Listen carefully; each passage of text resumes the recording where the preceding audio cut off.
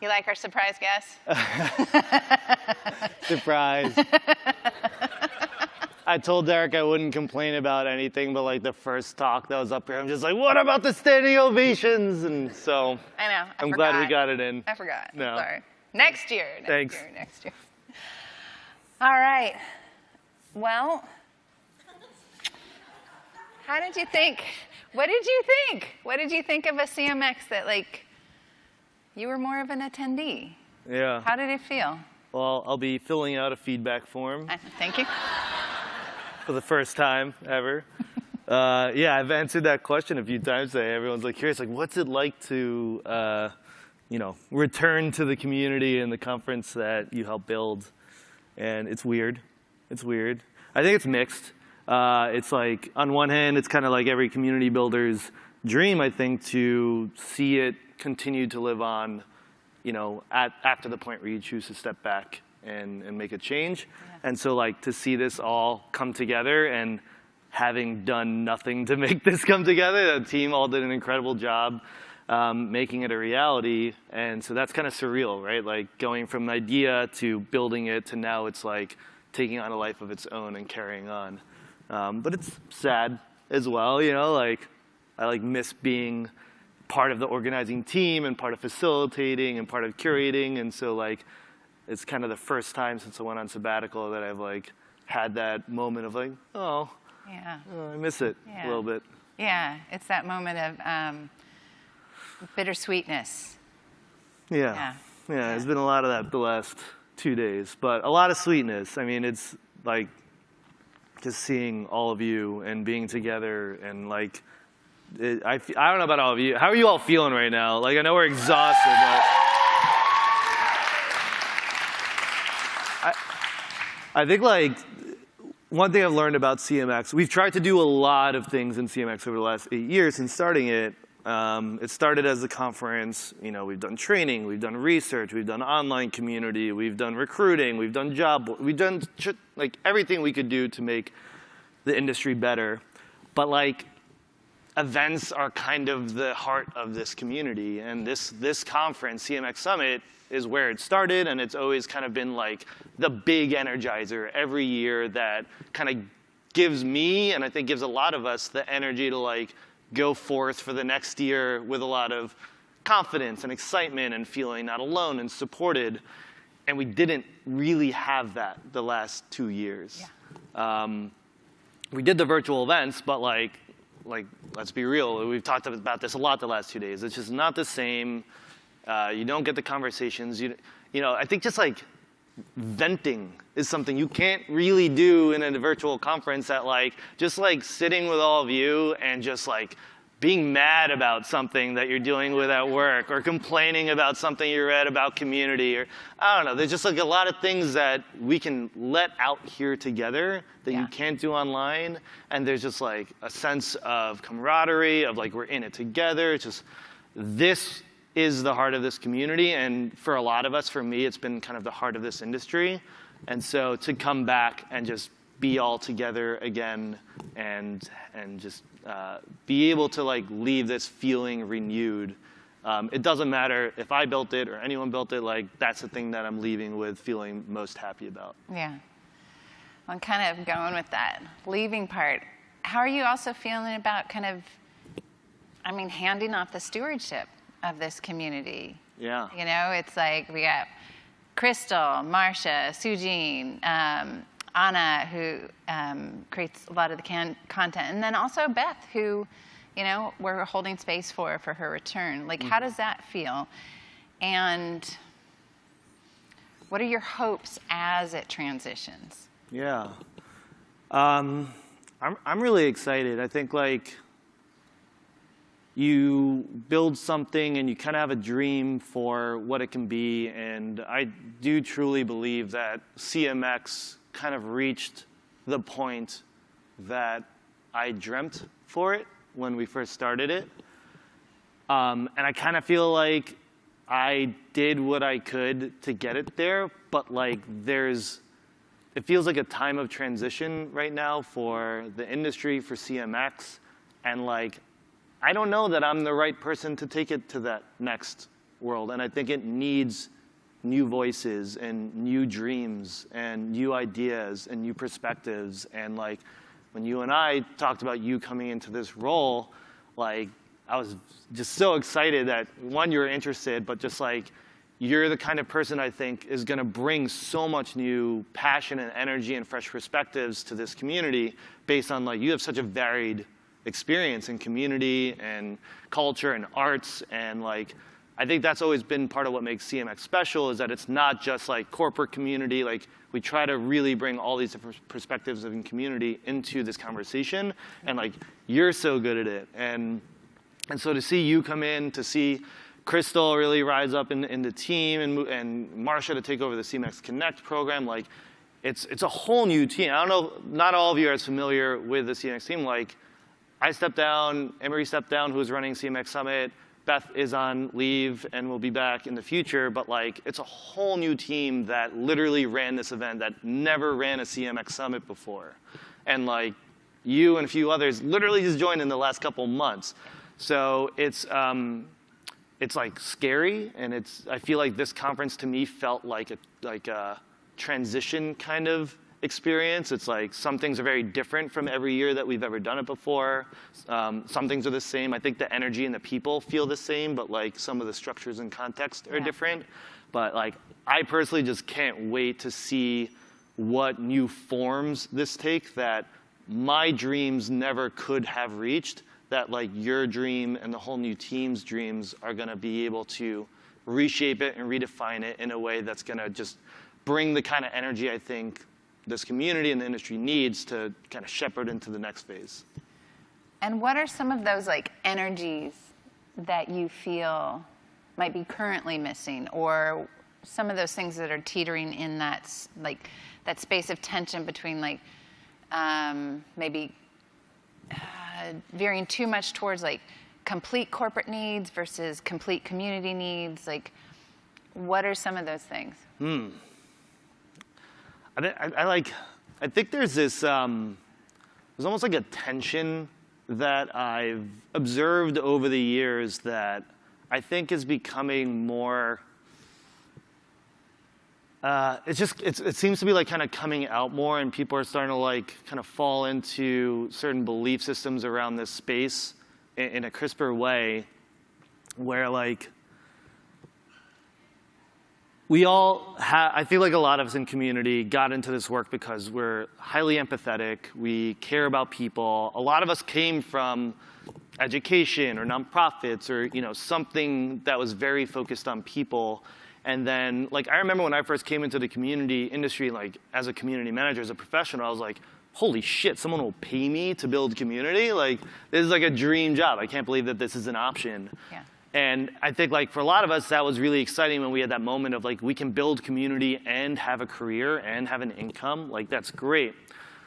But, like, this tension that I feel arriving in a way is that, like, we have the community values, but, like, for a lot of us, there's a clash with capitalism, with profit, with money. Like, even talking about money kind of feels taboo at this conference, right? Talking about wealth is literally not a conversation that happens here, right? Like, you go to a startup conference or a sales conference or something, like, people are like unabashed about like, yeah, I'm trying to generate wealth. I'm trying to generate profit. Here, it's like, all right, we need to prove the value, but just so that we can like do our community thing. But at the end of the day, we are all building community in a capitalist structure. For a lot of us, it's for-profit. Some it's nonprofits, but there's still a financial component to it. And so, like, I think there's work to be done to kind of be honest about the fact that, like, yes, we are building community, and yes, we are trying to do so in a way that's going to drive profit, that's going to drive growth.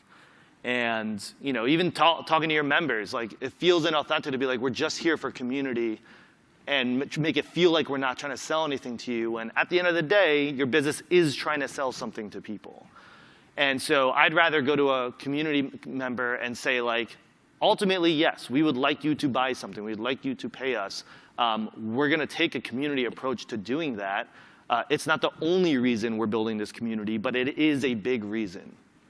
And so like, just kind of leaning into that conversation and being open about wealth, about money, about like you can like believe that capitalism is a good system and a good thing for us to work in, and also believe that it needs to have a check. And that's kind of, I see community as a check on it. It's a way to keep it human. It's a way to keep it honest. It's to make sure that we're not focusing on growth and wealth and profit at all costs. Like, we're only doing it to the extent that we can also maintain a healthy community. But like, we still believe that, you know, these are good things to be building. We want to be building businesses that will generate wealth, that will generate income, that will like give us jobs, that will help people and give us the funds and resources we need to invest back into those communities. What do you think about that?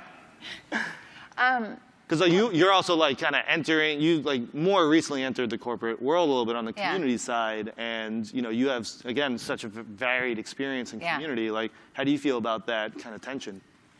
I like that tension. I mean, I think it's actually what I said to Priya in the green room. It's this like polite tension. It's this sort of space that I would like to see us go towards a little bit, that we can have these spaces of tension, and with kind of our community mindset and our empathy and our conflict resolution, we can start to have these conversations. We can start to kind of open it up a little bit, because I think these are moments for more of our leadership to step forward, more of our kind of community industry to step forward and, you know, step into this space and like command it and can, you know, lead it. Like, we can drive it. We don't have to have industry drive it. We can drive it. Absolutely. Yeah. I'm curious too, like, you know, I kind of spoke about like this. A lot of this is kind of a culmination of dreams I've had in the past. Now you're stepping into a leadership role for CMX. What's your dream? No pressure. No pressure. Well, I think that the strength that I really bring is I built so much with community, whether it's building crazy art structures, whether it's building alternative energy companies. I've really built those structures with community.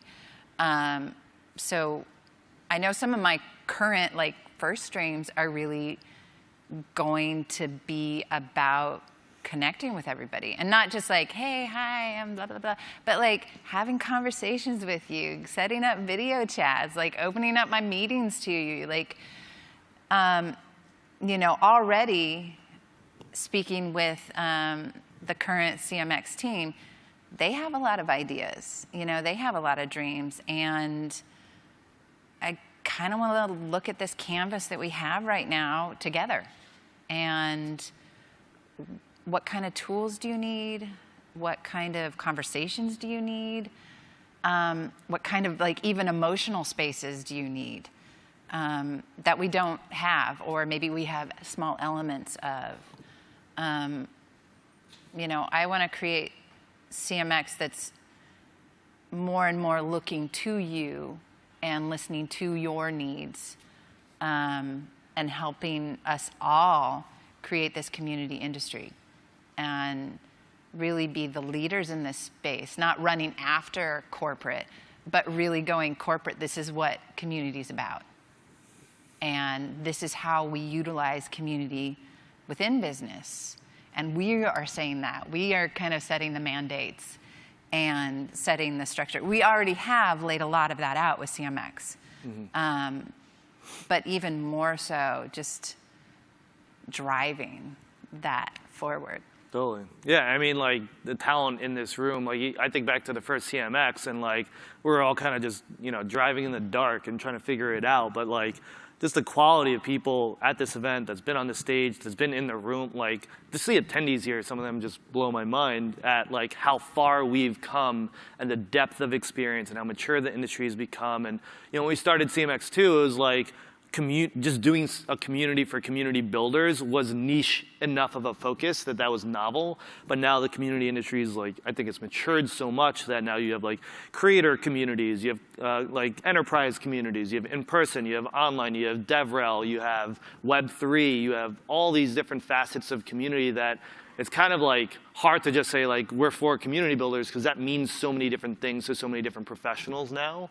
And so like co-creating that next phase with you and like with all the people in the room to figure out like what are the things that the whole industry needs to get to that next level and like bring more quality talent into the space, bring more quality technology, and just like, I don't know, it's a crazy time right now to be working in any industry, but community especially. Like, how are we as an industry weathering the market downturn and making sure that, like, great, more companies are aware of, whether it's like hype and buzz and bullshit or like companies actually genuinely care about community. The truth is like the attention is still on community. The awareness of it is still there, and that's an opportunity for us to try to deliver real value. Yeah. Even if they think it, like, they don't understand it and they're like using the hype cycle, great, like let's use that to like invest in community and bring everything that everyone's been talking about here over the last 2 days and we'll continue to talk about to like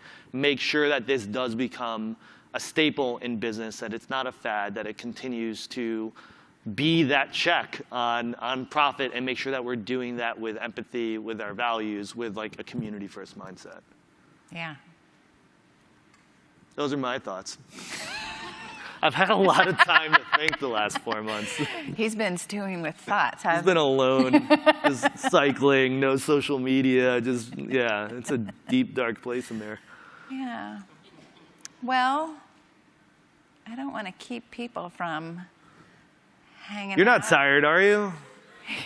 We got lots of energy. We're not exhausted by 2 days of social interaction after 2 years of none. Yeah. Yeah, I wanna bring them on up. All right, cool. All right. All right, thanks everybody. Thank you, everybody. I'll give you a standing ovation. All right.